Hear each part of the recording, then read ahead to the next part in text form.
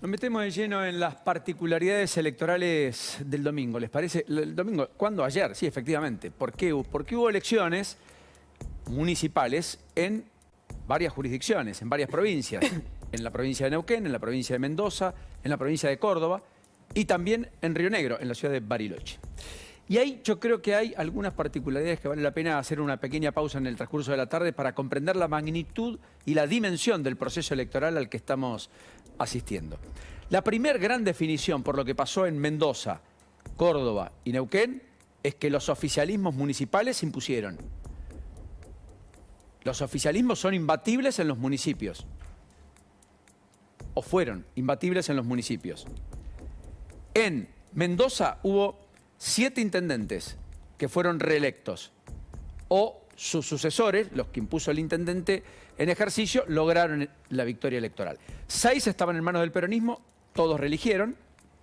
Y efectivamente, uno de los candidatos, aunque de manera ajustada, terminó reteniendo San Carlos, y por lo tanto pudo festejar tanto de Ifonso como de Marchi, el viejo Partido Demócrata.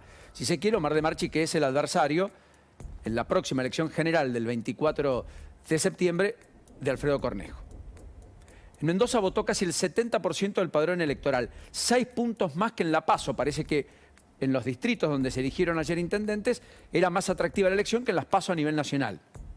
Pero sin embargo es casi 10% menos de los que habían ido a votar hace 4 años, que habían votado casi 80% de los habitantes de estas ciudades. Estebanato arrasó en Maipú, ganó las elecciones con más del 50% de los votos. Flor de Estefani se impuso en Santa Rosa con el 56,4% de los votos. Fíjense que los oficialismos ganan por amplio margen. Triunfo como del PJ en Lavalle, Edgardo González fue el triunfador. Omar Félix, el hermano del actual intendente, se impuso cómodamente mientras tanto en San Rafael. Y el peronismo tuvo un triunfo en Tunuyán con también más del 50% de los votos. Casi 53%.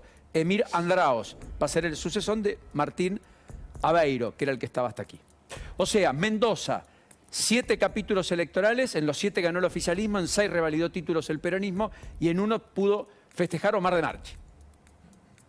Y en 4 de los 7 se ganó con más del 50% de los votos por parte de quien ganó. Poca atomización, mucha concentración. En Córdoba, fíjense, en Almafuerte hubo elecciones, en el interior. ¿Quién ganó? Juntos por el Cambio.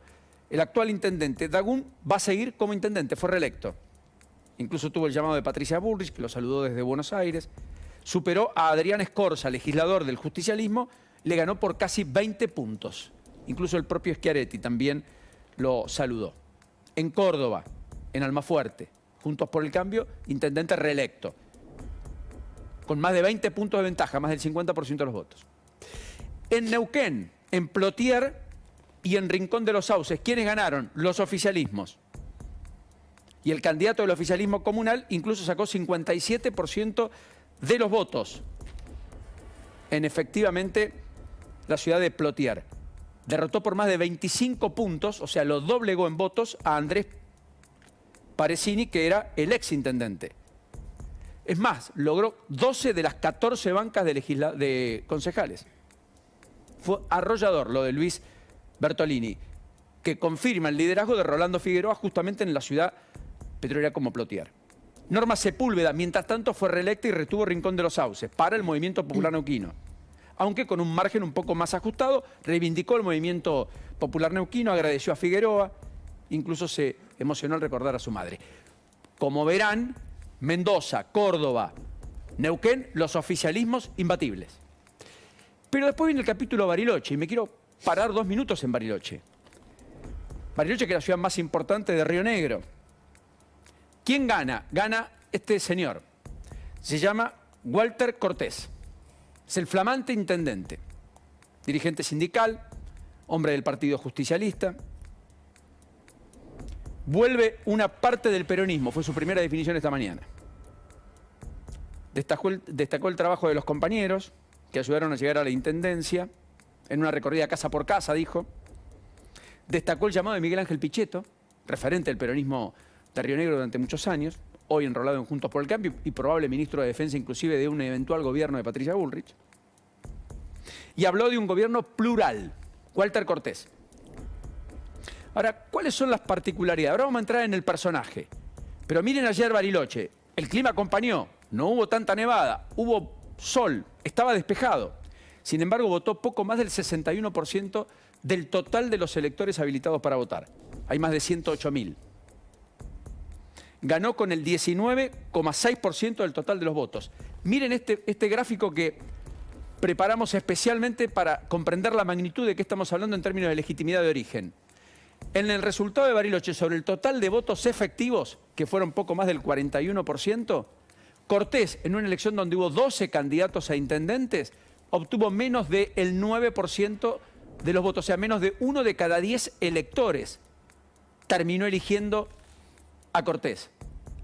Porque muchos no le eligieron, aunque fueron a votar, porque otros fueron a votar, pero votaron en blanco, o anularon su voto, 16% del total de barilochenses, o porque lisa y llanamente casi 40% ni siquiera se fue a votar, es decir, no fue al cuarto oscuro. Ganó con 12.977 votos. Le ganó a Arabela Carreras, la actual gobernadora, que sacó poco más de 10.111 votos. O sea, poco más del 15% del total de votos. O sea, si lo de Cortés, en términos relativos, es poco, en términos de legitimidad de origen, imagínense la legitimidad de la actual gobernadora que se expuso a una elección como candidata a intendente en Bariloche y la pierde. Para ese lugar Genuso tenía otra candidata. Fruto de un acuerdo con Bertinlec apareció Arabela Carreras. Pésima elección. Y miren este cuadro, voto bronca, es decir, ausentes, blancos, nulos, 55% del total del padrón. O sea, más de la mitad de la gente decidió o no ir a votar, o votar en blanco, o anular su voto. Esto también es signo de nuestro tiempo, algo está pasando. Ahora, la democracia es el mejor sistema para elegir. Había 12 opciones electorales. Difícilmente alguien puede decir ninguno de los 12 me gustaba. Son 12, no 2, 3. ¿Y quién termina ganando con el 19,61% de los votos? Y acá vamos a lo que creo, debemos hacer una especie de paréntesis. Gana un intendente que estuvo preso 1 año en la colonia penal de Esquel. Estuvo junto a Ovidio Zúñiga, Omar Goye y Walter Cárcar. Zúñiga es el dirigente de Gastronómicos. Goye era un ex intendente, o fue intendente, del Partido Justicialista. Fueron condenados en abril del 2014 por hechos ocurridos en 1999. Fue a 4 años de prisión efectiva condenado. Por defraudación. ¿Defraudación a qué? Al Estado. 19 años después de los hechos, todos fueron sobreseídos. ¿Por qué? Por algo que Lourdes ha explicado en más de una oportunidad acá con nosotros. Violación al plazo razonable. No dijeron que eran inocentes. Dijeron que se había violado el plazo razonable y que no pueden tener investigado a personas durante casi 20 años. Walter Cortés, el intendente electo, realizó junto con Zúñiga, junto con Zúñiga, Cárcar, además de Goye y Gonzalo Madrano, maniobras para desviar subsidios que le otorgó el Estado Nacional a Arbos, que es la cooperativa que ellos administraban. Y efectivamente mal administraron. Arbos, para que ustedes entiendan, se los quiero leer para no fallar, era la Asociación Regional Bariloche de Obras Sociales. El Estado le gira fondos y efectivamente, vamos a la próxima placa, esos fondos que le giran, ¿qué hacen con esos fondos que le giran? Lo destinan a empresas fantasmas que ellos mismos habían creado poco tiempo atrás. ¿Les suena la historia? Zúñiga, Cortés y Cárcar integraban el directorio del Policlínico que administraba la obra social, mientras Goye, el que fue después intendente, oficiaba de qué, de contador, y Madrazo era el abogado, el que firmaba.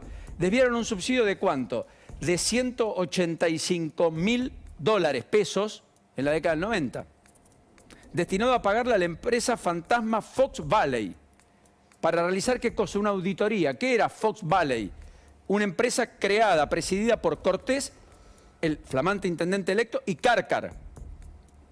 Cortés, que era el dirigente gremial. Aunque luego el dinero pasó a una cuenta particular de Madrazo, que era el abogado, el socio. El otro hecho fue en ocasión de otro subsidio, en la misma época, 1999, del mismo organismo nacional dependiente del Ministerio de Salud y Acción Social, por 3 millones de dólares. 3 millones de dólares. ¿El dinero era para qué? Para costear una auditoría arquitectónica que realizaría la firma Surtsey Sociedad Anónima. ¿Quién la dirigía? Omar Goye, que fue intendente, y Madrazo, el abogado. ¿Y el dinero dónde acabó? En otra cuenta particular del abogado, Madrazo. La sentencia que determinó que tanto una empresa como la otra, la de la auditoría o la del desarrollo arquitectónico, no tenían ni trayectoria, ni movimientos comerciales, ni infraestructura como para realizar tarea alguna. Solo fueron creadas al mero efecto de desviar fondos del gobierno nacional que fueron a esa obra social y que terminaron en bolsillos de unos pocos. ¿Qué ocurre? ¿Por qué terminan sobreseídos después de haber sido condenados a 4 años de prisión? Condenados con además teniendo que pagar en resarcimiento plata y al mismo tiempo inhabilitados para ejercer la función pública. Fueron en queja a la Corte y tras un recurso de queja se incorporó el criterio del plazo razonable que confirma ¿quién? La Cámara Federal de Casación Penal. O sea, Carlos Máiquez, Guillermo Jacobucci y Diego Barrotaveña. ¿Qué determinan? Un sobreseimiento definitivo de los acusados, pero sin la expresa mención que habitualmente ocurre en estos casos de que el proceso no afectó el buen nombre y honor del que hubieran gozado. No les dice, y desafecten, o mejor dicho, no les dice